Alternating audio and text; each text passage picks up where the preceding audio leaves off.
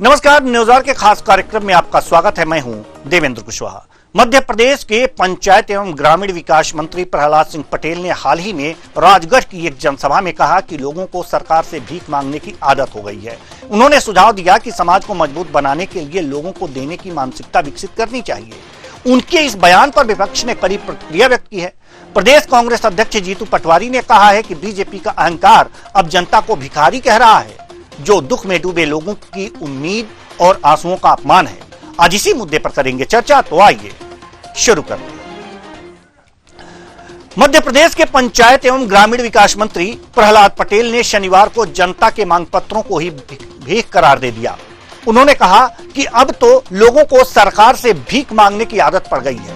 नेता आते हैं तो उनको एक टोकरी तो कागज मिलते हैं, मंच पर माला पहनाएंगे और एक पत्र पकड़ा देंगे। यह अच्छी आदत नहीं है। लेने की बजाय देने की मानस बनाएं। मैं दावे से कहता हूं कि आप सुखी होंगे और एक संस्कारवान समाज को खड़ा करेंगे। सुनिए पहले प्रहलाद पटेल को, उन्होंने क्या कुछ कहा। अब तो सरकार से भीख मांगने की आदत लोगों की पड़ गई है। नेता आते हैं तो कागज, एक टुकड़ा तो कागज मिलते हैं उनको, मंच पर है माला पहनाएंगे और एक पत्र पकड़ा देंगे। ये अच्छी आदतें नहीं है। लेने की बजाय देने का मानस बनाइए। मैं दावे से कहता हूं आप भी सुखी होंगे और एक संस्कारवान समाज को हम खड़ा करेंगे। ये भिखारियों की फौज इकट्ठा करना, ये समाज को मजबूत करना नहीं है, ये समाज को कमजोर करना है। प्रहलाद पटेल के इस बयान पर MP PCC chief Jitu Patwari ने इसे सत्ता का अहंकार बताते हुए कहा कि वोट के व्यापारी जनता को भिखारी बता रहे हैं। आइए सुनते हैं।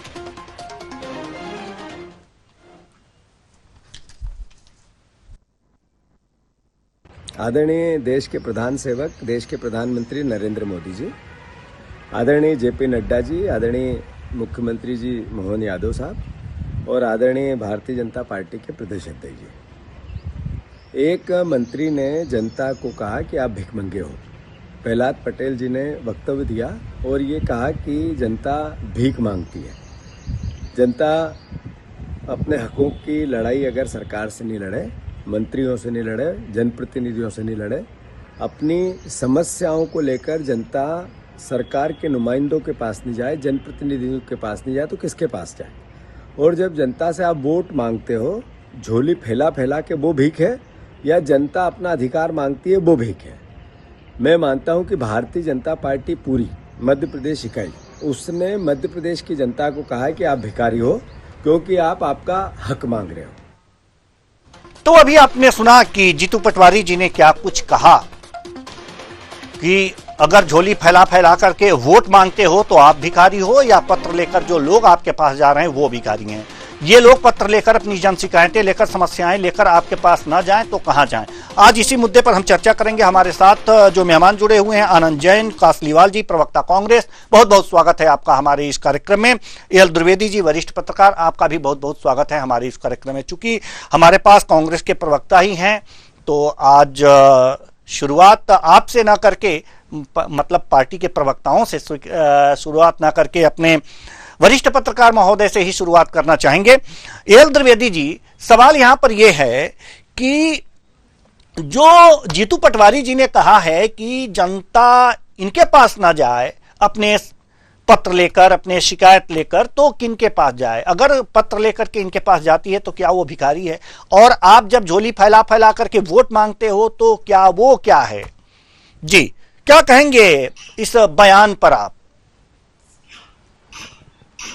देखिए, हमारा देश एक लोकतंत्र है और कहीं ना कहीं लोकतंत्र से प्रतिनिधियों को चुन करके जनता विधानसभा और लोकसभा में भेजती है।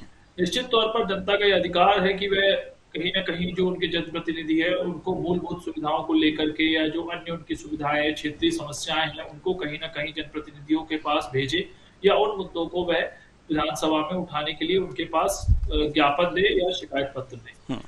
लेकिन अमूमन देखने में यह आ जाता है कि जब वे अपनी शिकायत या आवेदन जनता के प्रतिनिधियों को देते हैं तो जनता के प्रतिनिधि कहीं ना कहीं उन आवेदनों को या तो टोकरी में फेंक देते हैं या उसको डिस्पोज कर देते हैं, और उन शिकायतों का, उन पत्रों का, उन ज्ञापनों का कोई निराकरण नहीं हो पाता है, जिससे कहीं ना कहीं जनता के अंदर रोष व्याप्त होता है। अग्रिम में फिर वही जनता फिर से जब दूसरी बार उन प्रतिनिधियों के पास जाती है तो निश्चित तौर पर अपना शिकायत या आवेदन फिर उनको देती है। ऐसा लगातार क्रम चलता रहता है।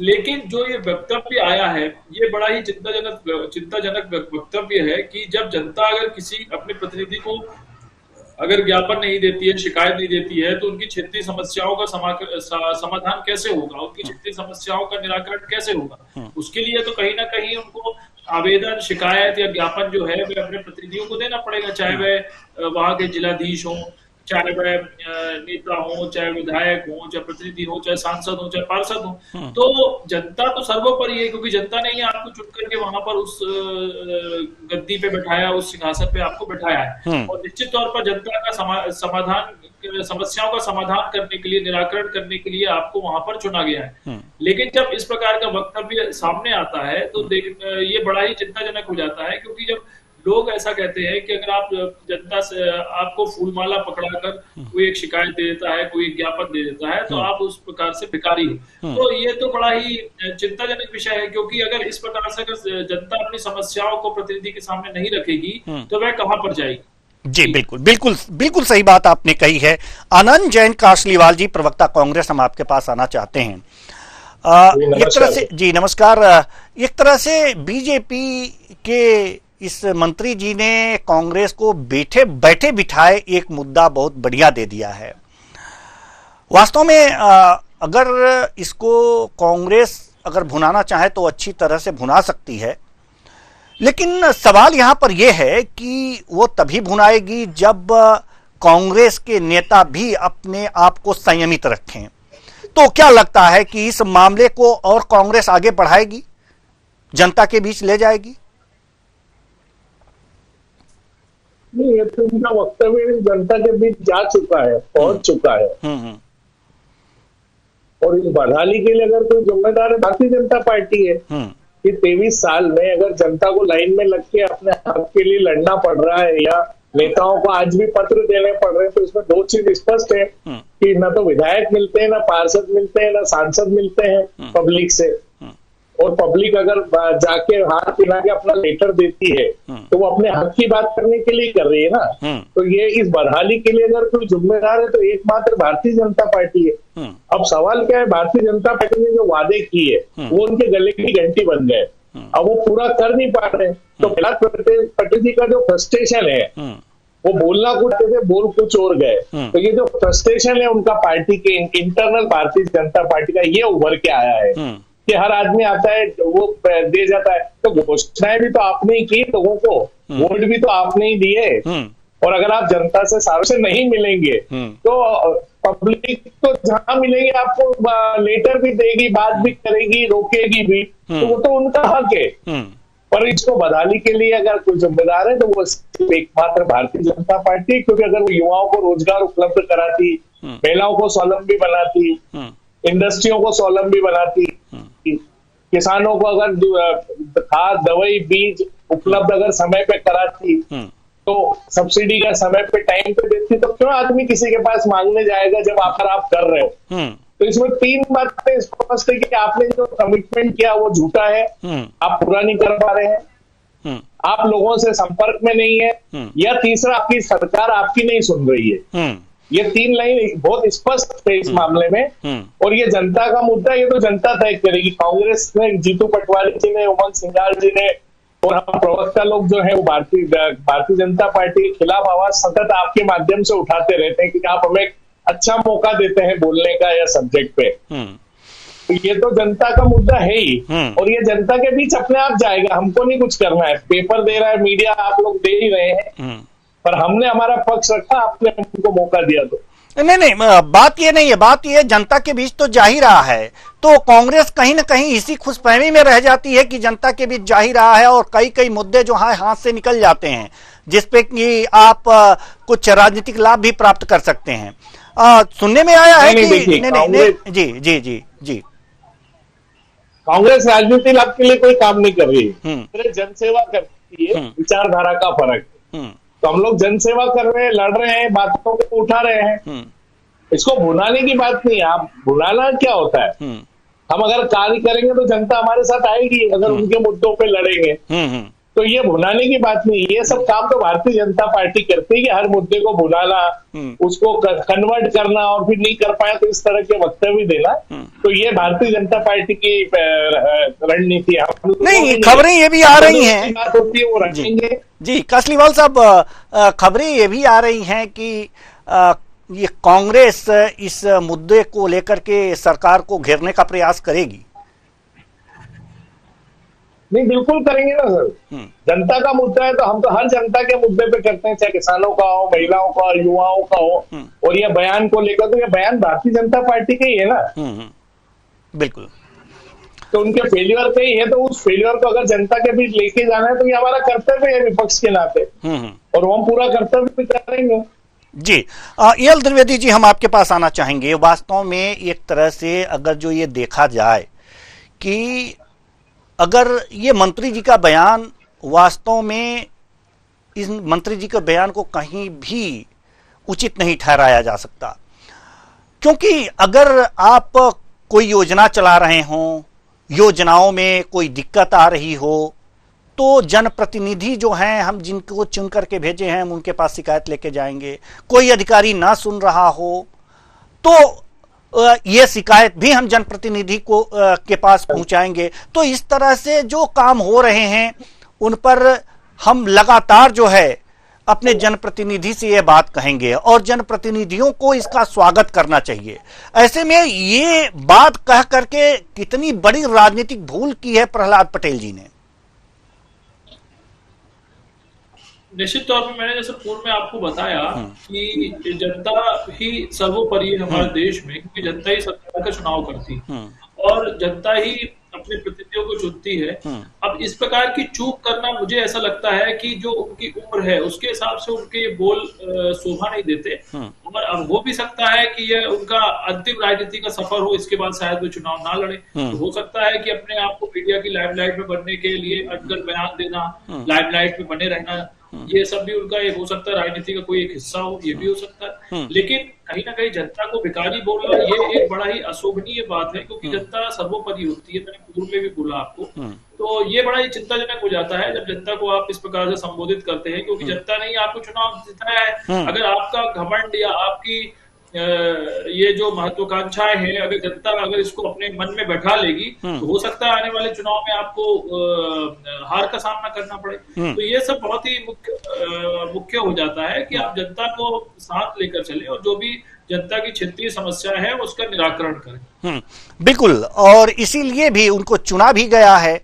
तो कहीं ना कहीं हमको ये लगता है एल द्विवेदी जी कि जो प्रहलाद पटेल जी ने ये जो बयान दे दिया है, इससे उनके अंदर की जो भावनाएं हैं, और जैसा कि जीतू पटवारी जी ने कहा है कि ये अहंकार की बात है, तो क्या इसमें आपको कहीं ना कहीं कुछ अहंकार की बातें समझ में आती हैं? और जो भी लेटर इससे पहले दिए जाते रहे हैं, उनके नजरिए से, प्रहलाद पटेल जी के नजरिए से, क्या वो तुच्छ सिर्फ एक कागज के टोकरी भर कागज के बंडल के समान है? इस पर एक कार्रवाई तो कोई नहीं करते होंगे अगर इन बयानों पर ध्यान दिया जाए तो। क्या लगता है आपको? निश्चित तौर पर जब ऐसा बयान किसी प्रमुख प्रतिनिधि का आता है तो इनकी कार्यशैली पे उठ जाता है, क्योंकि हो सकता है पूर्व में भी ऐसे कई ज्ञापन, कई शिकायतें हो क्षेत्रीय स्तर पर, लेकिन हो सकता है उन समस्याओं का आज तक निराकरण नहीं हो। तो मन में किसी न किसी प्रतिनिधि के अगर ऐसा भाव उत्पन्न होता है तो निश्चित तौर पर अपनी जनता के लिए वह सेवा नहीं कर रहा है, उसके अंदर कहीं ना कहीं एक अहंकार की भावना बढ़ती चली जा रही है। तो आने वाले समय में जब चुनाव होंगे तब पता चलेगा कि जनता उनको कहां पर लेकर चलती है, और क्या पता उनको टिकट मिल भी पाता है कि नहीं मिल पाता। क्योंकि आपने पूर्व में भी देखा होगा जब ये केंद्रीय मंत्री थे तो इनके कार्यकाल में कोई ऐसे बड़े उपलब्धि देखने को नहीं मिली देश में, और इन लोगों को फिर लगातार मध्य प्रदेश भेजा गया और इनको विधायकी का चुनाव लड़ाया गया, जहां जो एक कहीं ना कहीं इनकी राजनीतिक कैरियर में एक बड़ा प्रश्न चिन्ह उठता है, क्योंकि कई दिग्गज जो थे उनको विधायकी का चुनाव लड़वाया गया। दूसरी ओर जब इनके नाम कहीं ना कहीं मुख्यमंत्री की दौड़ में भी आगे चल रहे थे तो लोग कयास लगा रहे थे कि इनको कहीं ना कहीं मध्य प्रदेश का मुख्यमंत्री बना दिया जाएगा। लेकिन मुझे ऐसा लगता है कि इनका जो एक कार्यशैली है कार्य करने की और जो ये गोल है, इसको लेकर के आला कमान ने कहीं ना कहीं इनको ड्रॉप आउट किया और किसी नए चेहरे को मध्य प्रदेश में लेकर आए, जैसे माननीय मुख्यमंत्री मोहन यादव जी को वहां बनाया, क्योंकि वह कहीं ना कहीं एक संवेदनशील है, जनता के प्रति उनका लगाव है, जनता से वह लगे रहते हैं, जुड़े रहते हैं, जनता की समस्याओं को वह हल करते हैं। तो मुझे ऐसा लगता है कि ऐसा नेतृत्व मध्य प्रदेश के लिए होना था, इसलिए केंद्रीय नेतृत्व में इनके नाम को आगे ना बढ़ाते हुए किसी नए व्यक्ति को मौका दिया।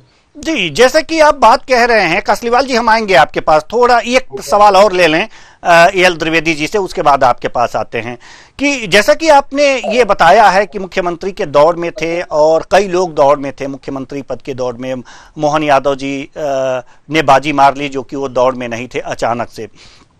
सवाल यह है कि क्या उसके बाद से ये फ्रस्ट्रेशन के दौर से तो मंत्री जी नहीं गुजर रहे हैं? अगर जो इस तरह से फ्रस्ट्रेशन के दौर से गुजर रहे हैं तो इनको मंत्री पद पर रहना कितना उचित है?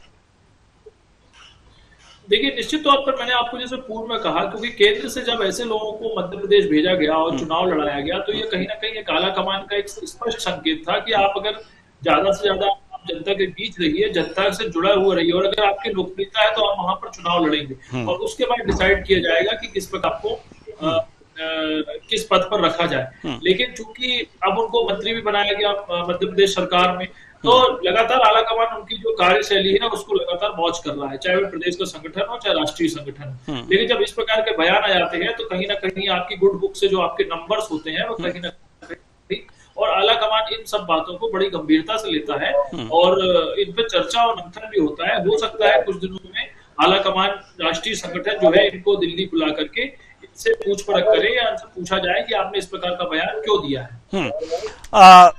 आनंद जैन कासलीवाल जी, हम आपके पास आना चाहेंगे। सवाल यह है कि कांग्रेस सरकार को घेरेगी, आंदोलन चलाएगी, रणनीति किस प्रकार की है इस बयान पर? क्या इस्तीफे की, त्यागपत्र की मांग करेगी कि अगर मंत्री होकर के इस तरह के बयान दे रहे हैं, गैर जिम्मेदाराना, जनता को भिखारी बता रहे हैं, तो इन्हें त्यागपत्र देना चाहिए? क्या इस पर भी काम होगा? क्या रणनीति है कांग्रेस की? देखिए, वो रणनीति तो मेरे अधिकार क्षेत्र के बाहर है, क्योंकि हमारे प्रदेश अध्यक्ष जीतू पटवारी जी उस रणनीति को डिसाइड करेंगे। पर ये बात बिल्कुल सही है कि व्यक्तिगत तौर पर मैं ये चाहूंगा कि प्रहलाद पटेल जी के से भारतीय जनता पार्टी को तुरंत इस्तीफा लेना चाहिए, पर वो लेंगे नहीं, क्योंकि इस बदहाली के लिए अगर कोई जिम्मेदार है तो वो भारतीय जनता पार्टी है। ये स्पष्ट तौर पर है कि आज जनता को इतना लाचार कर दिया है कि वो भारतीय जनता पार्टी पे डिपेंड हो गई है, और इसलिए कि उनको वोट चाहिए। तो आप आदमी को लाचार कर दो कि वो आपके अलावा इधर उधर देखे ही नहीं जी, और आपको वोट मिलते रहे और आपकी सरकार चलती रहे। तो ये तो भारतीय जनता पार्टी की रणनीति है, तो मुझे नहीं लगता कि वो इस्तीफा देंगे। पर कांग्रेस की जो भी रणनीति रहेगी वो अध्यक्ष जीतू पटवारी जी डिसाइड करेंगे और अब उनका फॉलो अप करेंगे पूरी कांग्रेस पार्टी। जी जी, जीतू पटवारी जी अब आगे की रणनीति तय करेंगे और उस पर पूरी मध्य प्रदेश की कांग्रेस उसे फॉलो करेगी, ये बहुत अच्छी बात है। अब देखना है कि क्या रणनीति बनती है और किस तरह से सरकार को घेरने का प्रयास किया जाता है। एल द्विवेदी जी, सवाल यहाँ इतना ही यहीं खत्म नहीं हो जाता। बीजेपी जो कैडर बेस्ड पार्टी मानी जाती है, बीजेपी में इस तरह के अगर जो बयान दिए हैं और आनंद जैन जी कह रहे हैं कि न ही बीजेपी इनसे त्यागपत्र मांगेंगी और न ही बीजेपी न ही प्रहलाद पटेल जी त्यागपत्र देंगे, ऐसे में अगर इससे में बीजेपी की छवि क्या इससे खराब नहीं होगी इस बयान से?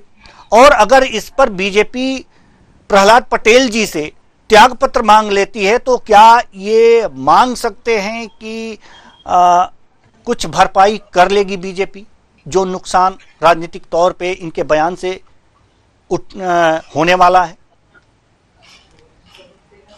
देखिए, मैंने आपको जैसे पूर्व में बताया कि कहीं ना कहीं राष्ट्रीय आला कमान जो है, राष्ट्रीय संगठन है और जो प्रदेश संगठन है, वह इसको गंभीरता से लेता है इन सब बातों को, और निश्चित तौर पर इनके इस बयान पर इस प्रदेश संगठन और राष्ट्रीय संगठन इनसे जवाब तलब करेगा और उसके बाद मुझे ऐसा लगता है कि आगे की रूपरेखा तय होगी। अब वह जो दंड होगा वह किस प्रकार का होगा, क्या इनसे माफीनामा लिया जाएगा या फिर इससे क्या इनसे डिस्कशन होता है, वह आने वाले वक्त में ही पता चल पाएगा। नहीं, एक और राजनीति, एक तरह की और राजनीति होती है हर जगह हर प्रदेश में कि अगर इन्होंने कुछ गलत बयानी कर दी तो जो बीजेपी की तरफ से अगर जो गलत बयानी हुई है तो अगर उस पर तंज कसा जा रहा है या पलटवार किया जा रहा है कांग्रेस की तरफ से, तो बीजेपी भी क्या करती है, कुछ पिछले कांग्रेस नेताओं के बयान निकाल करके सामने ला करके रख देगी कि आप लोगों ने भी तो ये कहा है। तो इस तरह की राजनीति भी होती देखी गई है कई बार। तो क्या जी क्या लगता है? या फिर एक ये भी होता है कि मेरे बयान को ज्यादातर तोड़ मरोड़ कर मीडिया के सामने पेश किया गया है। ये भी अमूमन आपको सुनने में आया होगा। ज्यादातर अगर अपने आप का बचाव लेना है तो व्यक्ति यही बोलता है कि मेरे बयान को तोड़ मरोड़ कर मीडिया में पेश किया गया, मेरी ऐसी भावनाएं नहीं थी। और लेकिन आप देखिए, जनता इतनी समझदार है कि वह आजकल सब कुछ जानती है और सोशल मीडिया का और मीडिया का ही जमाना है। तो इसमें एक छोटी सी बात भी विश्व स्तर पर कुछ सेकंड कुछ मिनटों में ही पहुंच जाती है। तो आप इस प्रकार से अपनी बातों से पल्ला नहीं झाड़ सकते, क्योंकि ये आजकल नया युग है, डिजिटल युग है। तो इसमें आप ये नहीं कर सकते कि मेरे बयान को तोड़ मरोड़ कर पेश किया गया या फिर अन्य जो पार्टी है या अन्य जो राजनीतिक दल है उनके व्यक्ति ने, उनके नेता ने भी तो ऐसा कहा था। हम इसको लेकर के अपनी जो जिम्मेदारी है उससे मुकर नहीं सकते। तो निश्चित तौर पर ये बहुत ही गंभीर और चिंताजनक बयान है। इस पर कहीं ना कहीं चर्चा और मंथन होना अति आवश्यक है। जी आनंद जैन जी, अगर इस तरह के बयान बीजेपी जारी कर देती है कि हमारे बयान को तोड़ मरोड़ कर पेश किया गया या फिर जो हमारा बयान है उसका मंतव्य ये नहीं था, दूसरे वे में हम कहना कुछ और चाहते थे, हो सकता है स्लिप ऑफ टंग हो गया और इस तरह की बातें निकल आई और उन्होंने माफी भी मांग ली, एक तरह से ये कहा जा सकता है, उसके बाद कांग्रेस के पास क्या बचेगा? देवेंद्र जी, मेरा सबसे पहला प्रश्न है कि आज के डिबेट में भारतीय जनता पार्टी के प्रवक्ता कहाँ है? ये इससे बड़ा सर्टिफिकेट नहीं हो सकता कि भारतीय जनता पार्टी इससे बच रही है, क्योंकि हमेशा आप बुलाते हैं और वो आते हैं। पर मैं देख रहा हूँ कि शायद देर से कनेक्ट होंगे, पर मुझे लगता नहीं कि ऊपर से सर्कुलर जारी होगा कि ये डिबेट आपको अटलीट नहीं करना है। जी जी, अब जो भी हो वो तो हमारे निकला हुआ शब्द जी वो तो हमारे मुंह से निकला हुआ शब्द वापस तो नहीं हो सकता। अब आप भले कितनी भी उस पर सफाई दें, जो पब्लिक डोमेन में आ गया वो आ गया। अब आप उस पर लिपापोती करें, सफाई करें, हमारा काम है जनता तक उस बात को ले जाना कि इन्होंने आपके लिए ये बोला है और हमारे लिए भी ये बोला है, क्योंकि हम भी उस जनता में आते हैं। तो हमारे स्वाभिमान को अगर ठेस पहुंची, जनता के स्वाभिमान को ठेस पहुंचाइए, तो ऐसी लड़ाई कांग्रेस पूरी ताकत से लड़े। जी आनंद जैन जी, एक चीज और भी होती है कि अगर कोई गलती हो जाए और आदमी हृदय से माफी मांग ले तो क्षमा बड़न को चाहिए, छोटन को उत्पात वाली भावना से। क्या कांग्रेस इस बात पर प्रहलाद पटेल को क्षमा कर पाएगी? नहीं, कांग्रेस कभी क्षमा नहीं करेगी। राजनीति में कोई अंतर्मन नहीं होता है, जो आपने बोला वो दिखता है और उसी के लिए लड़ाई होती है। मेरा मन अंदर से साफ है और मैं आपको अगर कुछ अपशब्द बोलूंगा तो कैसे संभव है? जी जी, तो वो तो संभव नहीं है कांग्रेस इसके लिए कि कांग्रेस उनको माफ करेगी, क्योंकि उन्होंने जनता के लिए जो शब्दों का इस्तेमाल किया है वो कहीं भी उचित नहीं है। जी एक अंतिम सवाल हम एल द्विवेदी जी आपसे करना चाहेंगे कि अब इस बयान के बाद मध्य प्रदेश की राजनीति किस करवट ले सकती है? क्या संभावनाएं आप देख रहे हैं? निश्चित तौर पर प्रदेश का संगठन और राष्ट्रीय संगठन इस विषय को चिंताजनक, ये जो विषय है इस पर गंभीरता से विचार करेगा और मुझे ऐसा लगता है कि सभी मंत्रियों को और जो विधायक हैं उनको एक प्रोटोकॉल के तहत एक गाइडलाइन जारी होगी कि आपको सार्वजनिक मंच से कोई ऐसा बयान नहीं जारी करना है जिससे कहीं ना कहीं प्रदेश के जो सरकार है उसकी छवि को धूमिल किया जाए, और उनको एक लाइन ऑफ कंट्रोल के अकॉर्डिंगली ही उनको एक अपना बयान देना होगा। मुझे लगता है कि सभी को एक हिदायत दी जाएगी, चाहे वह प्रदेश का संगठन हो चाहे राष्ट्रीय संगठन हो, वह कहीं ना कहीं सभी नेताओं को, प्रतिनिधियों को एक बयान व्यक्तित्व करने के लिए एक जारी करेगा, अपना आचार संहिता जिसको हम कह सकते जी। हैं, और उसके अनुसार ही सबको बयान देना जाएगा। और पब्लिकली अगर कोई ऐसा बयान देता है तो मुझे लगता है फिर आगे उसमें कहीं ना कहीं दंडात्मक कार्रवाई भी हो सकती है। जी, अब बहुत बहुत धन्यवाद आप सभी मेहमानों का, आप आए और अपने अपने विचार इस विषय पर साझा किए। तो कुल मिलाकर के भिखारी कौन है? भिखारी कौन? जो झोली फैलाकर वोट मांगता है वो, या जो वोट दे करके अपने परेशानियों को, अपने हक को मांगने की कोशिश करता है प्रार्थना पत्र के माध्यम से, वो? ये जनता तय करेगी कि भिखारी कौन है। लेकिन इस तरह के शब्दों का इस्तेमाल वास्तव में किसी भी राजनेता, मंत्री या संवैधानिक पद पर बैठे किसी भी व्यक्ति द्वारा नहीं किए जाने चाहिए, क्योंकि ये सीधे जनता के सम्मान को आहत करता है। फिलहाल इस कार्यक्रम में इतना ही। मुझे दीजिए इजाजत। नमस्कार।